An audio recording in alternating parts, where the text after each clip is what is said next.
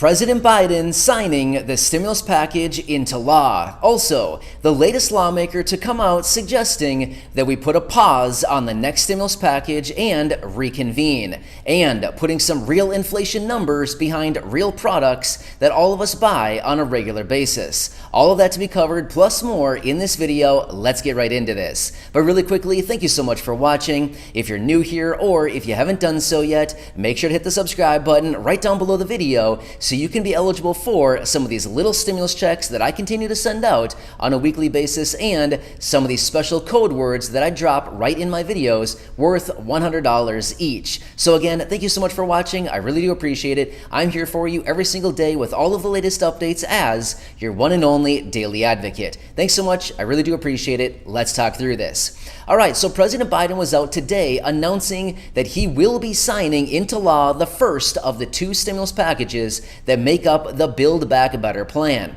Now remember, this Build Back Better plan actually encompasses two separate multi-trillion-dollar stimulus packages. The first one was actually passed through the House of Representatives last week, and that one is the infrastructure bill. That's the one that was actually passed through the Senate about 3 months ago, and the House just finally passed it about a week ago. So now it is on to the president's desk, where he will be signing it officially into law on Monday in a signing ceremony. There's going to be a number of different people there from Congress, as well as the vice president, and a number of different other people joining him for the signing ceremony, signing this $1.2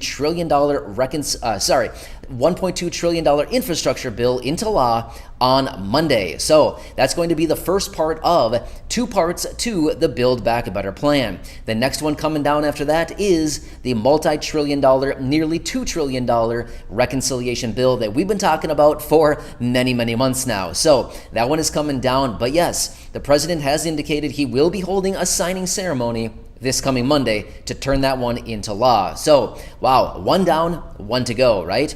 All right, now that brings us right into the next package that we want to talk about. And this comes in, the next lawmaker is coming out right now suggesting that they put a pause on the next reconciliation bill, otherwise known as the nearly $2 trillion stimulus package, and everybody to come back and reconvene.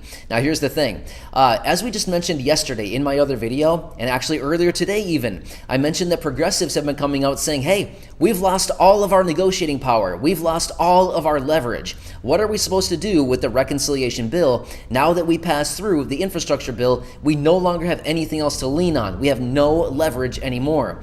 Well, a lot of these progressives in the House right now are starting to get really scared with everything going on, because they're saying, hey, they're going to chop up this bill. They're going to chop it up, and they're going to take everything out of this reconciliation bill, the thing that we've been working on for so many months now. Well, now we have even yet again another lawmaker coming out suggesting, hey, we've got to put a pause on this thing and we need to reconvene. Can you guess who it is? I'll give you a little hint. We've been talking about him a lot lately in the videos. I bet you know exactly who it is. Yes, you are right. It is Joe Manchin.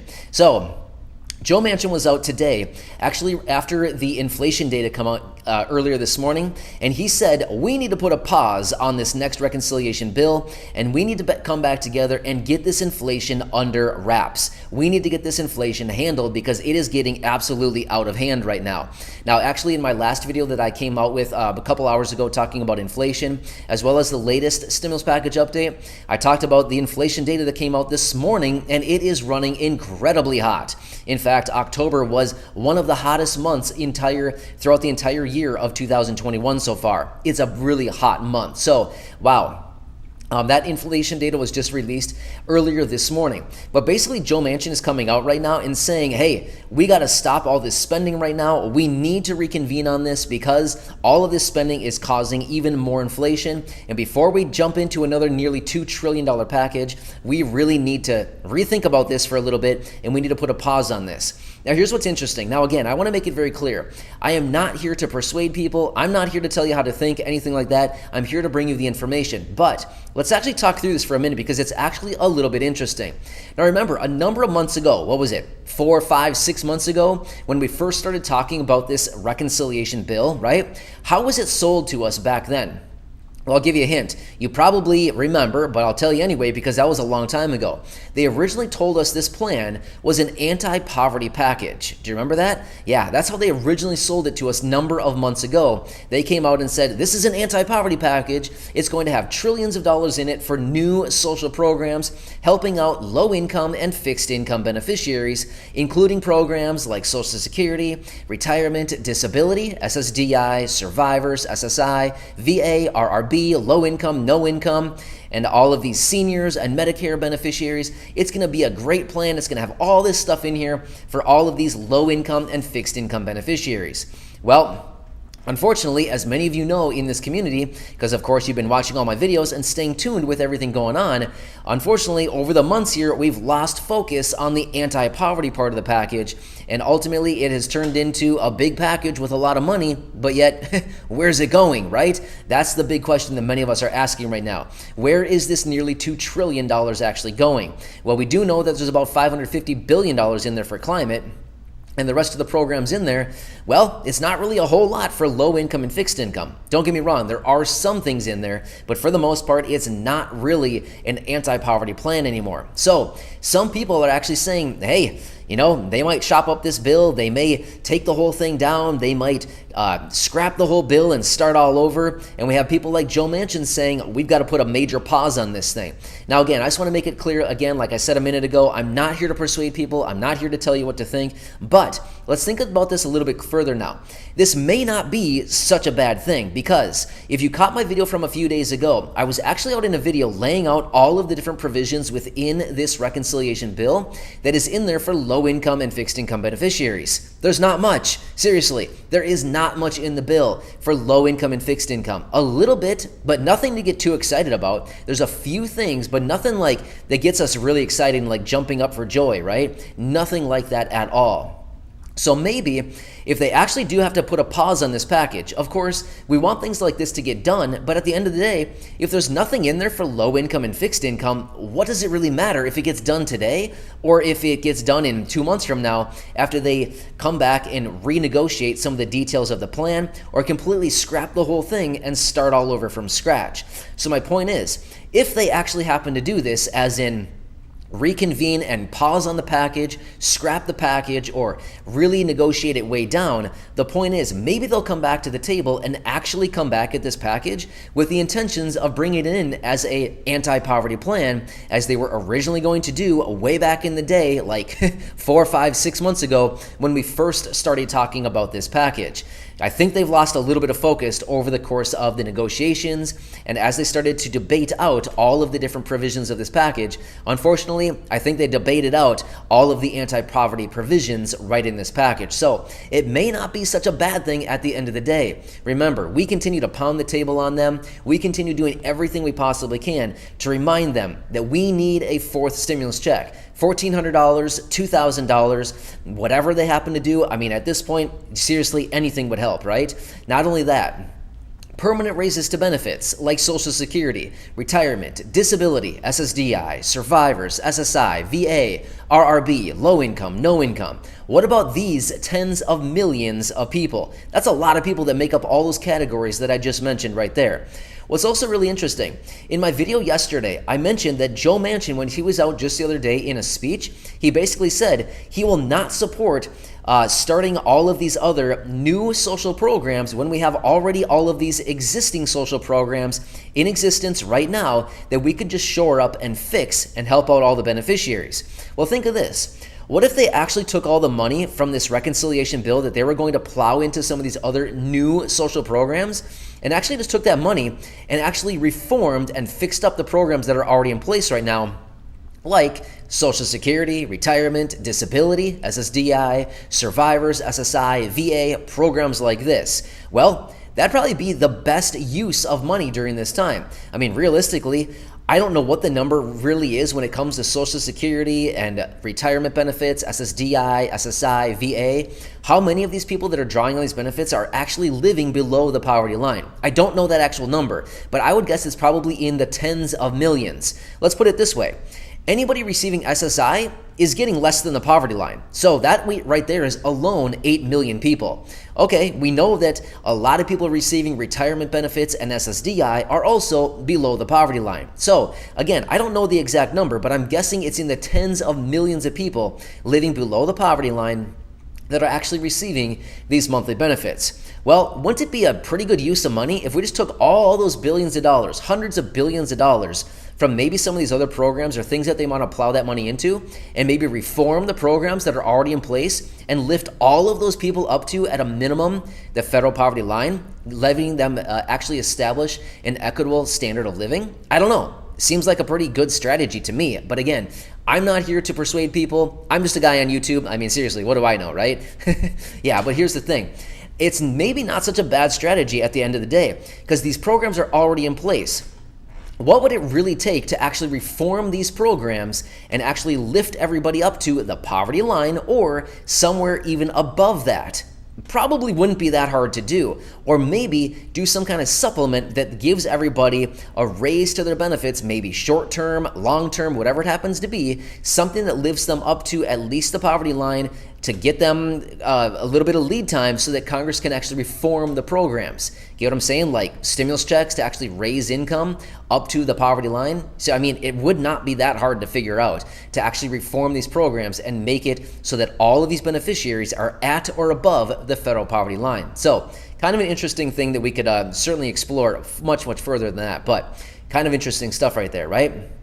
All right, let's quickly run through some inflation numbers really quickly. So in my last video, I laid out the inflation data that was actually released earlier this morning. It's really hot. By the way, October came in at one of the hottest months in the entire year of 2021. In fact, this inflation rise that we saw right now is the highest that we've seen since 1990. Who remembers 1990? Seriously, that was 31 years ago. That was a long time ago. I mean, I don't specifically remember 1990. I was only a few years old.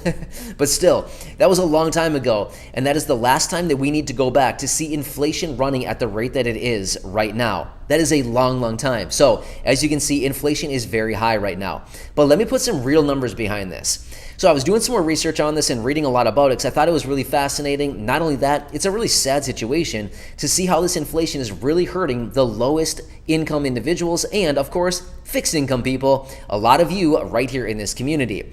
Let me put some numbers behind this. So, energy, just in the month of October, was up 4.8%. And by the way, when I say energy, I'm talking about natural gas, propane, heating oil, things like that. All of these products that we use to heat our homes this time of year when it starts to get a little bit cooler outside. Yeah, 4.8% in just 1 month. Yeah, crazy, right? Check this out. Gas that we put in our cars is up 50% since a year ago right now. 50% in 1 year. Again, that's absolutely nuts to think of that, right? Let me give you some other numbers. Food. In the month of October alone, food is up 1%. Well, it doesn't really sound like that much considering we just talked about energy up 4.8%. But here's the thing. This is an average across all food, right? So we take a basket of food and this is it. 1% across the board. But surprise, surprise, some meat products are up even more than that. 2, 3, 4%, or maybe even more in some cases for some meat products in 1 month alone. Again, absolutely crazy. Cars or vehicles up 2.5% in 1 month, October. Check this out. When it comes to appliances, TVs, and furniture, anywhere between 10 and 15% in the last 12 months. But here's the thing with these items. These are big ticket items, maybe $300, $500, $800, $1,000 that these products could cost. Well, check this out. I mean, if we're applying a 10 or 15% inflation to rise in prices due to inflation, that would be anywhere between $20, $50, $80, $100, or possibly $150 on some of these products. That's a lot of money, right? I mean, we're not talking chump change anymore. We're talking real money here, right? That is a lot of money. I mean, we're not talking like a penny or two over the course of a year. We're talking $150 in the course of a year. That is a lot of money on some of these products. Not to mention all the other little household items that we're paying a lot more for right now. that we didn't even add into these little inflation numbers that I just laid out for you right here. So yeah, kind of interesting, right? But it's kind of interesting how the inflation data just came out this morning, and all of a sudden we're seeing all kinds of people coming out of the woodwork right now saying, yeah, we've got to get a hold on this inflation right now because it is getting out of hand. This is getting way out of hand. And I think a lot of people are coming out right now because we're seeing an annualized inflation rate of 6.2% year over year, and it is up 0.9% month over month. So that is really, really hot right now. So kind of interesting, but it would be nice if they actually do something about this because there's a lot of people out there who this is really, really hurting. And according to the surveys, it is going to get a lot worse before it gets any better. So not a good situation. But anyway, this is what I have for you right now. Of course, the president will be signing that bill into law on Monday. And of course, I'll continue watching everything else very closely as it comes down to the reconciliation bill, as there's a lot going on right now and you never know what's going to be announced or what's going to come out next. So I will continue watching that for you. Thank you so much for being here. Hit that subscribe button right down below the video. It's totally free to do so, and I will continue to be here for you every single day with all of the latest updates. And make sure to subscribe down below so you can be eligible for the little stimulus checks and those special code words that I drop right here in my videos that could grab you a $100 from me. So thank you so much. Go back and check out some of the other nearly 2,000 videos right here on the channel, and I'll catch you again later in the next one. Thanks so much. I really do appreciate it. And always feel free, share some of the videos with your friends, family, and social media. All right, I'll catch you later. I'll see you for now.